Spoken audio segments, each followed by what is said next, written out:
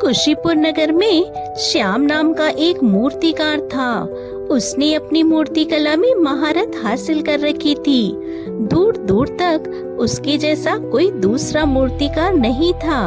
ऐसे में हर ओर श्याम की कला का गुणगान होता था। लोग बहुत महंगे दामों में उसकी मूर्तियां खरीदते।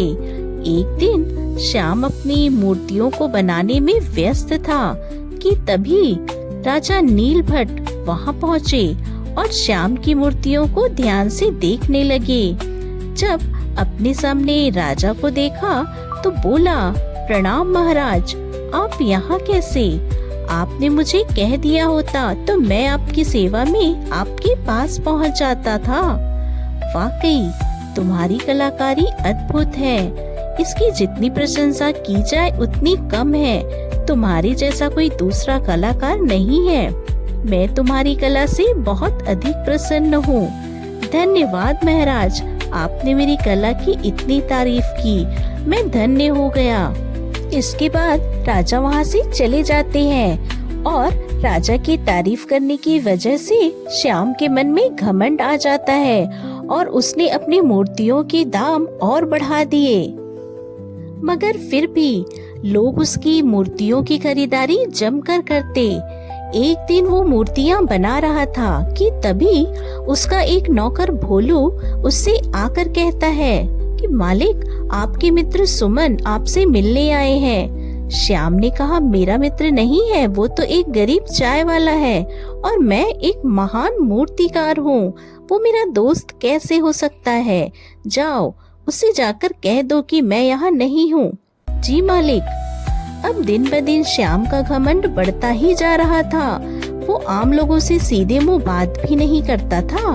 एक दिन उसके यहाँ राजा नीलभट्ट के गुरु को लेकर उनके मंत्री आए। राजा के मंत्री ने कहा, यह महाराज नीलभट्ट के राजगुरु बाबा कृपालु जी हैं। महाराज ने हमें आपके पास भेजा है ताकि आप इन्हें देखकर इनकी मूर्ति बना दें। जी जरूर, आइए बाबा, आप यहाँ पर बैठ जाइए। बाबा, आप मुझे कुछ ऐसा बताइए जिसके बारे में मुझे पता नहीं। मैंने महाराज से सुना था कि आप भविष्य बता सकते हैं, तो जरा मेरा भी भविष्य बताइए। दौलत और शोहरत के अलावा मेरी किस्मत में और क्या कुछ लिखा है? बेटा, मैं तो सिर्फ हाथ की रेखाएं पढ़ सकता हूँ, तो इसमें क्या परेशानी है गुरुजी? मेरे हाथ की रेखाएं पढ़िए और बताइए मेरे भविष्य में क्या है। और बाबा ने श्याम का हाथ देखा और चौंक गए। क्या हुआ बाबा, ऐसा क्या देखा आपने मेरे हाथों में? तुम्हारे हाथ की रेखाएं बता रही हैं कि तुम अब इस दुनिया में कुछ ही दिनों के मेहमान हो। आज से 28वें दिन तुम्हारी मृत्यु हो जाएगी। यमराज रात को तुम्हें लेने आएंगे। बाबा की बात सुनकर श्याम बहुत हताश हो गया। वह अपनी कुर्सी पर बैठ गया। तभी उसके दिमाग की बत्ती जल गई। खुश हो गया। उसने सोचा, अगर मैं अपनी ही जैसी कई मूर्तियां बना लूं, तो यमराज तो मुझे पहचान ही नहीं पाएंगे और मेरे प्राण बच जाएंगे। ये सोचकर उसने अपने ही जैसी मूर्तियां बनाना शुरू कर दिया और कुछ ही दिनों में उसने हूबहू अपनी तरह 6 मूर्तियां बना डाली, जो देखने में हूबहू श्याम की तरह थी। कोई भी नहीं पहचान पाता कि कौन श्याम है और कौन सी उसकी मूर्ति। ऐसे में श्याम सोचने लगा कि अब तो यमराज मुझे पहचान ही नहीं पाएंगे, तो वो मेरे प्राण कैसे ले जाएंगे? मुझे कुछ नहीं हो सकता। 28वें दिन शाम को अपनी सारी मूर्तियों के साथ वह बीच में सो गया। जब आधी रात हुई तो यमराज उसके घर आए, पर जब यमराज ने देखा तो वो हैरान रह गए, क्योंकि वहाँ तो 7 मौजूद थे। यमराज को समझ में आ गया कि श्याम उन्हें चकमा देना चाहता है। थोड़ा सोचने के बाद यमराज बोले, वाह श्याम, तुम्हारी कला की मैं दाद देता हूँ। तुम महान मूर्तिकार हो। तुमने मूर्तियाँ तो काफी अच्छी बनाई हैं।